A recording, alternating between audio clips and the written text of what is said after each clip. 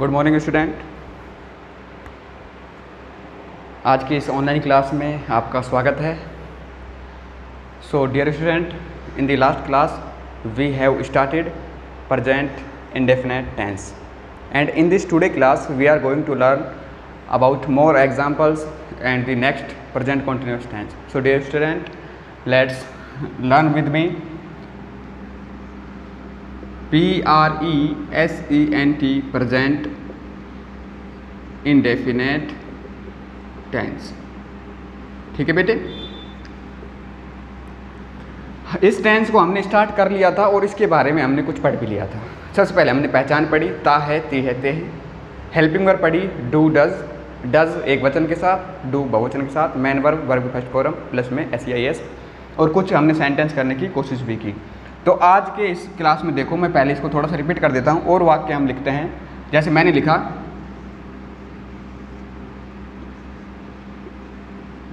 राम गाना गाता है। ठीक है बेटे, क्या लिखा मैंने? राम गाना गाता है। यहाँ पर आए ता है, क्या लिखा बेटे? ता है। स्पष्ट हो गया कौन सा टेंस है? Present indefinite tense. दूसरा, स्पष्ट हो गया वाक्य कैसा है आपका? सिंपल सेंटेंस, अफर्मेटिव सेंटेंस है। ठीक है, क्यों? क्योंकि इसमें ना तो नहीं आया है और ना ही किसी प्रकार का प्रश्नवाचक शब्द आया है, इसलिए इसको करते हैं। सबसे पहले लिखा हुआ है राम, तो हम लिखेंगे यहाँ पर RAM। अब वाक्य आपको पता है सिंपल सेंटेंसेस है, हेल्पिंग वर्ब लगेगी नहीं, सीधा मैन वर्ब लगाएंगे। गाना, गाना को कहते हैं सिंग। ठीक है बेटे, सब्जेक्ट यहाँ पर एक वचन है, SEIS लगेगा, यहाँ पर मैंने लगाया S। राम सिंग्स क्या? Song. Ram sings song, Ram गाना गाता है।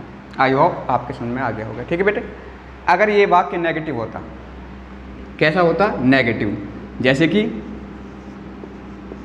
राम गाना नहीं गाता है।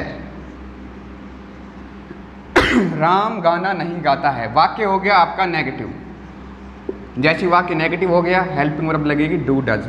ठीक है बेटे, तो यहाँ पर राम, राम एक वचन है इसलिए हम लगाएंगे डज। उसके बाद नोट तीसरे नंबर पर, राम डज नोट। उसके बाद सिंग एंड सॉन्ग।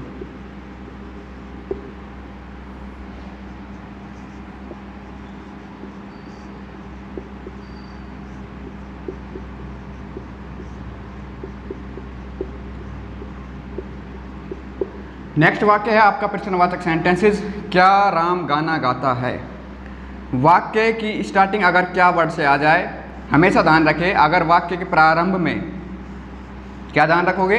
वाक्य के प्रारंभ में यदि क्या वर्ड आता है तो वो वाक्य हमेशा किस प्रकार का होता है? प्रश्नवाचक वाक्य होता है। यदि किसी भी वाक्य में क्या आता है और वो वाक्य हमेशा हेल्पिंग वर्ब से बनेगा, तो डज राम सिंग सॉन्ग। ठीक है बेटे, नेक्स्ट,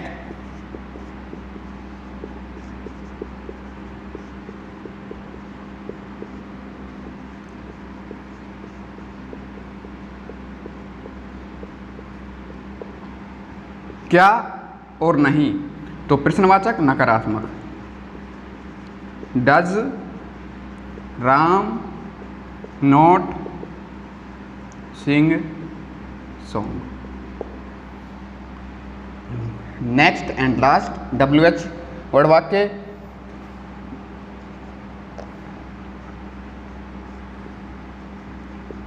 राम क्या गाता है? What does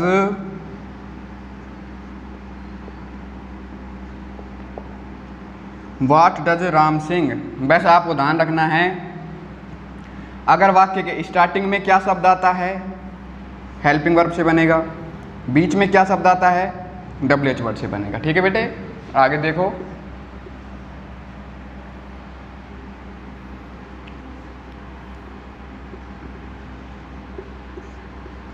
क्या तुम पढ़ते हो? स्टार्टिंग में क्या आया है, प्रश्नवाचक वाक्य है डू। डू इसलिए लगाया क्योंकि यू क्या है, plural subject. Do you read. उम्मीद करता हूँ ये टेंस आपके अच्छे से समझ में आ गया होगा। ये सारे एग्जाम्पल जो मैंने समझाए हैं इनको आपने अच्छे से समझ लिया होगा। ठीक है बेटे, तो अब आगे देखें।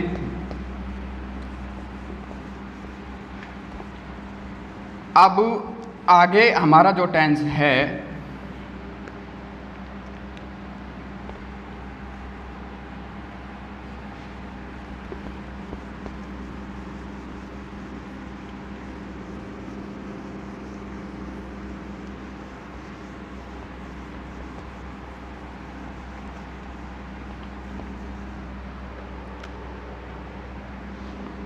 वो है हमारा सेकंड नंबर पर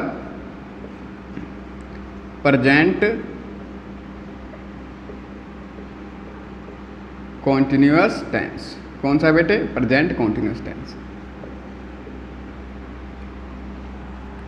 सबसे पहले इसकी बात करते हैं पहचान की। जैसे उसकी ता है, ती है, ते है, इसकी है रहा है, रही है, रहे हैं। ठीक है बेटे, इसकी helping verb is, am are, are लगेगा हमेशा प्लूरल सब्जेक्ट के साथ, इज लगेगा ऑलवेज सिंगुलर सब्जेक्ट के साथ, और एम लगेगा ऑलवेज आई के साथ। ये आपको ध्यान रखना है। मेन वर्ब, वर्ब की फर्स्ट फॉर्म प्लस आईएनजी। ध्यान रखे हमेशा कोई सा भी टेंस जिसमें कंटिन्यूस लिखा आ जाए, कौन सा भी टेंस जिसमें कंटिन्यूस लिखा आ जाए उसमें ऑलवेज आईएनजी फॉर्म ही लगती है। वर्ब की फर्स्ट फॉर्म प्लस आईएनजी, जैसे कि present continuous tense ING, past continuous tense ING, future continuous tense ING, present perfect continuous tense ING, past perfect continuous tense ING, future perfect continuous tense ING. तो कुल मिलाकर के 6 tense ऐसे हैं जिनमें ING form आएगी। ठीक है, या फिर ऐसे ध्यान रख सकते हो जो भी कंटिन्यूअस टेंस है उनमें आईएनजी आएगी। ठीक है, जैसे एग्जाम्पल देखो, साहिल, साहिल बाजार जा रहा है। ठीक है, तो इसका क्या होगा बेटे, साहिल इज, साहिल एक वचन है इसलिए मैंने लगाया इज, साहिल इज, गो यानी जाना, अब लगा दूंगा आईएनजी। साहिल इज गोइंग कहाँ, मार्केट, तो साहिल इज गोइंग मार्केट। ठीक है बेटे, इसका अगर नेगेटिव करना है तो हम क्या करेंगे, Sahil is not going to market, Sahil बाजार नहीं जा रहा है। ठीक है बेटे, is Sahil going to market, क्या साहिल बाजार जा रहा है। ठीक है, is Sahil not going to market, क्या साहिल बाजार नहीं जा रहा है। एंड लास्ट डब्ल्यूएच वर्ड वाला देख लो, वेयर इज साहिल गोइंग, साहिल कहाँ जा रहा है। वेयर डब्ल्यूएच वर्ड सेंटेंस, साहिल कहाँ जा रहा है।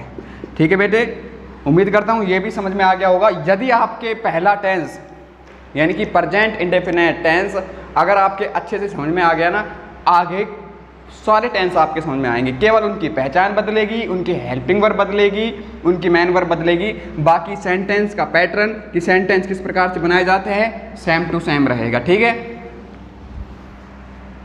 एक एग्जांपल और देख लो ताकि तुम्हारे ये कंसेप्ट अच्छे से समझ में आ जाए। ठीक है बेटे, तो एक एग्जांपल और देखो, अच्छे से तुम्हारे समझ में आ जाएगा।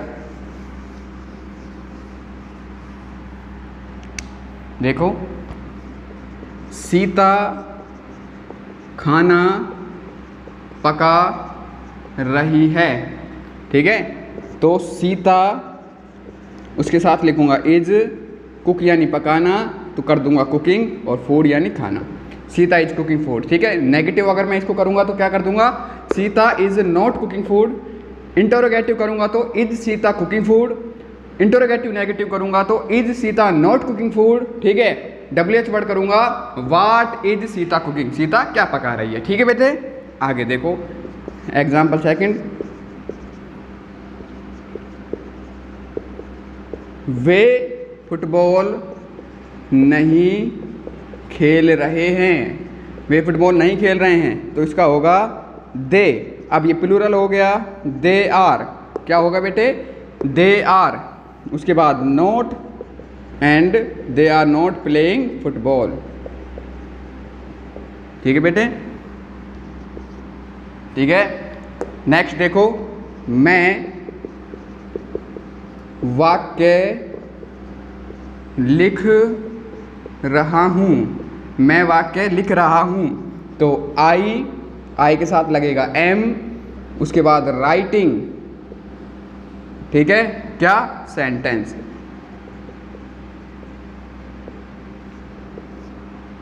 उम्मीद करता हूँ ये भी आपके समझ में आ गया होगा। ठीक है बेटे? अब एक इस टेंस से संबंधित इम्पोर्टेंट बातें हैं जो आप लिखोगे। ठीक है? आईएनजी से संबंधित कुछ इम्पोर्टेंट बातें हैं जिनको आप नोट कर लें अपने नोटबुक में। आईएनजी लगाते समय निम्न बातें ध्यान में आपको रखनी चाहिए। ठीक है? तो फर्स्ट, जब आप कभी भी आईएनजी लगा रहे हो तो आपको क्या बात जो ध्यान में रखनी है वो ये रखनी है। ठीक है? यदि किसी भी मेन वर्ब के अंत में, यदि किसी भी मेन वर्ब के अंत में ई आए तो ई को हटा करके आईएनजी लगाया जाता है। पहली बात, किसी भी मेन वर्ब के अंत में ई आए तो ई को हटा करके आईएनजी लगाते हैं। जैसे मैंने लिखा WRITE, राइट लिखा, यहाँ पर आ गया ई। अब ई को हटाऊंगा, ठीक है, और फिर आईएनजी लगाऊंगा। ठीक है? सेकंड, ठीक है, यदि किसी मेन वर्ब के अंत में, यदि किसी मेन वर्ब के अंत में व्यंजन, व्यंजन मीन्स कंसोनेंट आए तथा उससे पहले एक स्वर यानी कि वाउल आए तो अंतिम वाले व्यंजन को डबल करके आईएनजी लगाते हैं। यदि किसी मेन वर्ब के अंत में व्यंजन आए तथा उससे पहले एक वाउल आए तो अंतिम वाले व्यंजन को डबल करके आईएनजी लगाते हैं। जैसे कि देखो, BEG, बैग का मतलब होता है मांगना, भीख मांगना। जी आ रहा है, व्यंजन है, कंसोनेंट है, उससे पहले ई वाउल है, तो अगर आईएनजी लगानी है तो क्या करेंगे? अंतिम वाले व्यंजन को डबल कर देंगे, BEGG। ठीक है? अब इससे ही रिलेटेड एक नियम और समझेंगे। लास्ट में तो व्यंजन आए, लेकिन उससे पहले एक स्वर ना आकर के दो स्वर आ जाए। ठीक है? ये भी कंडीशन हो सकती है कि लास्ट में तो व्यंजन आए लेकिन उससे पहले डबल वाउल आ जाए तो अंतिम वाले व्यंजन को डबल नहीं करेंगे। जैसे कि READ, यहाँ पर व्यंजन आ रहा है लेकिन यहाँ पर क्या आ रहा है? यहाँ पर क्या आ रहे हैं? डबल वाउल्स आ रहे हैं, तो क्या कर देंगे? सीधा हमको आईएनजी लगाना पड़ेगा, रीडिंग। ठीक है बेटे? तो जब कभी भी आप आईएनजी लगाओगे तो इन 3 नियमों को आप ध्यान में रखोगे। ठीक है बेटे? उम्मीद करता हूँ ये आपके अच्छे से समझ में आ गया होगा, present indefinite tense and present continuous tense. ठीक है बेटे? तो आज के इस होमवर्क में आप लिखें, आज का ये होमवर्क है। ठीक है? आपके लिए, आपको ये वाक्य मैं दे रहा हूँ, आपको करने हैं। वे कहानी लिख रहे हैं। ठीक है बेटे? इसके आपको 5 वाक्य बनाने हैं। ठीक है? यानी कि simple, negative, interrogative, interrogative negative and WH word. ठीक है? उसके बाद मैं खाना खा रहा हूँ, मैं खाना खा रहा हूँ, इसके भी आपको 5 बनाने हैं। और उसके बाद आप लिखेंगे पूजा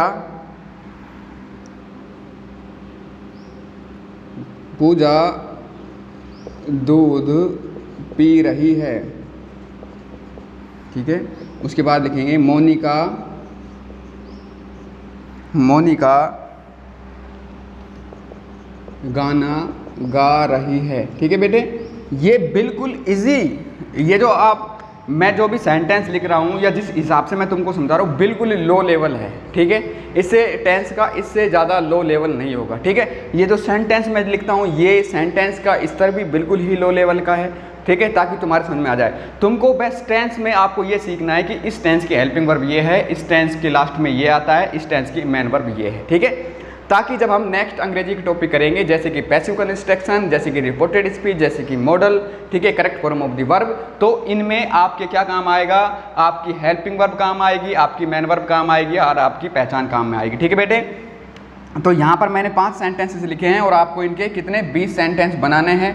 ठीक है, यानी प्रत्येक सेंटेंस के 5 बनाने हैं। ठीक है बेटे, तो I welcome you once again, stay home, stay safe, thank you.